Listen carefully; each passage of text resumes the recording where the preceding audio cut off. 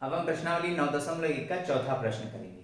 प्रश्न है, एक संख्या रेखा खींचिए, उस पर निम्नलिखित परिमेय संख्याओं को निरूपित कीजिए। ठीक है, हमें ये सारी जो परिमेय संख्याएं दी हुई हैं इनको संख्या रेखा पर दर्शाना है। ठीक है, संख्या रेखा पर निरूपित करना है कि हमें बताना कि भाई संख्या रेखा पर ये कहाँ है। तो एक संख्या रेखा बना लेते हैं। ठीक है, संख्या रेखा मतलब एक नंबर लाइन। यहाँ पे हम पढ़ चुके हैं संख्या रेखा कहाँ से शुरू होती है, 0 से शुरू होती है। इसके राइट हैंड साइड में क्या होते हैं, धनात्मक संख्याएं होती हैं। ठीक है, 1 2 3 4 5 6, और इधर पे क्या होती हैं, लेफ्ट साइड में ऋणात्मक संख्याएं होती हैं, -1 -2 -3 -4 -5 -6। ठीक है, अब हमें ये दर्शाना है 3/4। तो देखिए इसमें इसका क्या मतलब है, 3/4 या 3/4 का क्या मतलब है, हम ऊपर वाले को थोड़ी देर के लिए भूल जाते हैं। नीचे वाला जो है नंबर वो क्या दिखाता है कि कितने हिस्से हो रहे हैं। भिन्न संख्या में हम पढ़ चुके हैं 3/4 मतलब कितने में बटेगा वो, एक कितने में बट रहा है, एक जो नंबर है वो कितने में बट रहा है, 3 हिस्सों में बट रहा है, सॉरी 4 हिस्सों में बट रहा है। ठीक है, ये एक हिस्से को दिखाता है कि एक हिस्सा कितने में बट रहा है। यहां पर इस वाले प्रश्न में 3/4 है मतलब एक हिस्सा कितने में बटेगा, 4 बराबर भागों में बटेगा। ठीक है, तो एक 1 2 3 4 हो गए 4 हिस्से, 1 2 3 4, 4 हिस्सों में बढ़ गया एक। ये कौन से हिस्से को दर्शा रहा है, तीसरे हिस्से को, 3/4 यहां आएगा। भाई एक को हमने 4 हिस्सों में दर्शा बांट दिया, 3/4 का मतलब ही है कि एक कितने में बटेगा, 4 हिस्सों में बटेगा, 4 हिस्सों में बट गया। ठीक है, उसमें से हमें 3 हिस्से लेने हैं तो यहां आएगा। ठीक है, 3/4।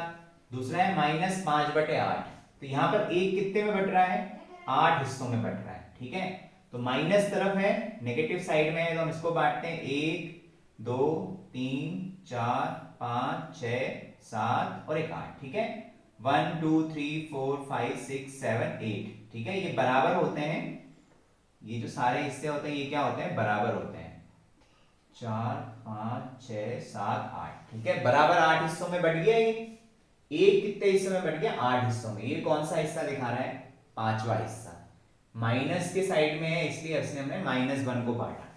पांचवा हिस्सा कहां आएगा, 1 2 3 4 5, तो यहां पे आ गया -5/8।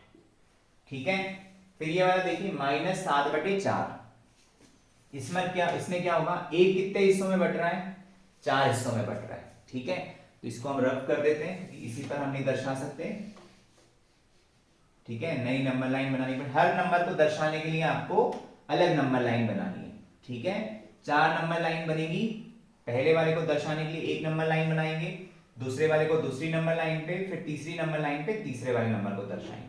तो तीसरे नंबर में क्या हो रहा है, -7/4 मतलब एक के कितने हिस्से हो रहे हैं, 4 हिस्से हो रहे हैं। ठीक है, नेगेटिव साइड में है तो हम इधर हिस्से करेंगे, 1 2 3 4। ठीक है, सॉरी 4 हिस्से करने हैं। ठीक है, तो क्या होंगे, 1 2 3 4 हो गए, 1 2 3 4।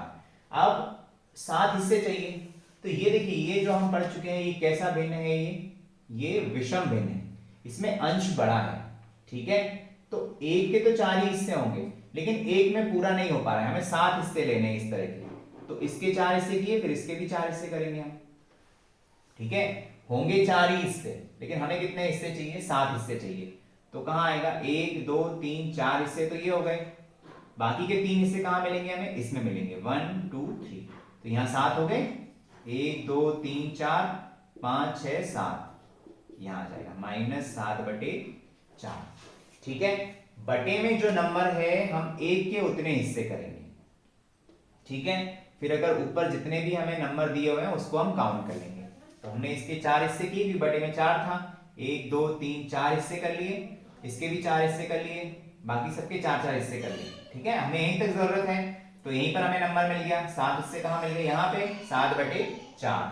ठीक है, फिर अगला क्या है, 7/8, तो नई नंबर लाइन पर बनाना है आपको। ठीक है, आप जब हल करेंगे तो एक और नंबर लाइन ड्रॉ करेंगे, इसमें देखिए धनात्मक साइड में है, एक के कितने हिस्से हो रहे हैं, 8 हिस्से हो रहे हैं, तो 8 हिस्से करिए, 1 2 3 4 5 6 7 8 हो गए यहाँ पे। ठीक है, 8 हिस्से हो गए, 1 2 3 4 5 6 7 8। कौन से हिस्से को दर्शा रहा है ये? सातवें हिस्से को। तो सातवां हिस्सा कहाँ आएगा? यहाँ आएगा। तो क्या हो जाएगा ये? 7/8। ठीक है, इस तरीके से हम जो परिमेय संख्याएं हैं, रेशनल नंबर्स हैं, उनको नंबर लाइन पे दर्शा सकते हैं। ठीक है, अब हम प्रश्नावली 9.1 का 5वां प्रश्न करेंगे। ठीक है, क्या प्रश्न है? एक संख्या रेखा पर बिंदु P Q R S T U A और B इस प्रकार हैं कि TR बराबर RS, TR बराबर RS बराबर SU और AP बराबर PQ बराबर QB है, तो PQRS से निरूपित परिमेय संख्याओं को लिखिए। एक संख्या रेखा दी हुई है, ठीक है, इस पर हमें बहुत सारे बिंदु दिए हुए हैं, PQRS, PQRST, A और B, ये 8 बिंदु दिए हुए हैं। तो हमें ये पूछा गया है, उसमें ये बताएगा कि ये जो हिस्से हैं ना, ये बराबर हैं। इनका मतलब क्या है? TR बराबर है SR बराबर US, मतलब ये बराबर हिस्से हैं। ठीक है, संख्या रेखा पर बराबर हिस्से हैं, तभी तो हम परिमेय संख्या लिख पाएंगे। ठीक है, तो ये इससे क्या दिया है कि बराबर डिवाइड किया हुआ है इसको कितने भागों में डिवाइड किया गया? 1 2 3 भागों में। वैसे इसको भी कितने भागों में बराबर डिवाइड किया गया? 3 भागों में। तो हमको बताना है कि ये जो है ना T U S R T P और Q, इनको ये कौन सी परिमेय संख्या को दर्शा रहे हैं? तो आसान है, देखिए हम P को देखते हैं। P कहां पर है? देखिए P क्या है? यहां पर है। कितने हिस्से हो रहे हैं इसके? 3 हिस्से हो रहे हैं। हमें ये नहीं पता, इसके तो हिस्से दिए नहीं। ठीक है, तो हम कैसे दर्शा सकते हैं कि भाई मान लीजिए बराबर हिस्से हम कर दें। यहां पर कितने हिस्से हो रहे हैं? 3 हिस्से हो रहे हैं, 1 2 3 हिस्से हो रहे हैं। तो हम इसके भी 3 हिस्से मान लें, इनके भी हम बराबर हिस्से कर दें।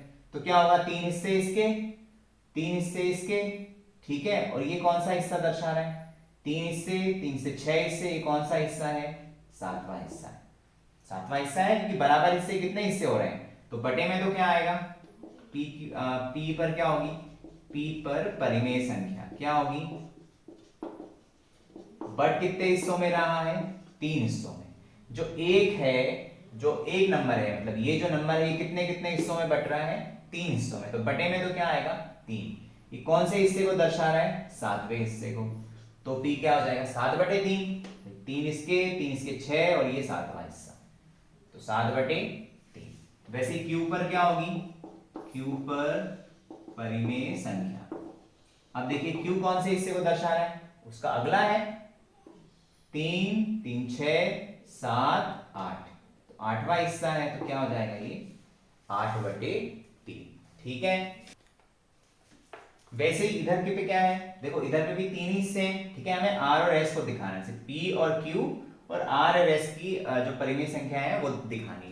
तो इधर पे क्या है? ऋणात्मक संख्याएं हैं। हिस्से कितने हो रहे हैं? 3 हिस्से हैं, 1 2 3। तो बटे में तो क्या आएगा? R पर परिमेय संख्या लिखते हैं। ठीक है, R पर परिमेय संख्या में क्या होगा? R पर परिमेय संख्या, तो क्या होगा? R पर, देखिए R पर बटे में तो 3 ही आएगा भाई, 3 में बट रहा है, 3 हिस्सों में बट रहा है, तो 3 हिस्से ये हो गए। ठीक है, 3 हिस्से यहां तक हो गए। ये कौन सा हिस्सा है? चौथा हिस्सा है, तो क्या आ जाएगा? -4/3। ठीक है, S में कौन सा हिस्सा है? 4 यहां हो गए, ये कौन सा हिस्सा है? 5वां हिस्सा है। तो S पर परिमेय संख्या क्या आ जाएगी? 5वां हिस्सा है ये, और इस साइड है, ऋणात्मक साइड में है, तो ये क्या आ जाएगा? 3 ये 4 5, तो -5/3। बटे में 3 इसलिए आ रहा है क्योंकि ये कितने हिस्सों में डिवाइड हो रहा है? 3 हिस्सों में बट रहा है। ठीक है, तो इस तरीके से अगर हमें संख्या रेखा पर कोई बिंदु दिया हुआ है और अगर हमें डिविजन दिए हुए हैं कितनों में वो भाग में बढ़ रहा है, तो हम संख्याओं उस बिंदु की परिमेय संख्या निकाल सकते हैं। मतलब संख्या रेखा पर हम बता सकते हैं कि वो बिंदु पर क्या परिमेय संख्या है, संख्या का क्या मान है। ठीक है।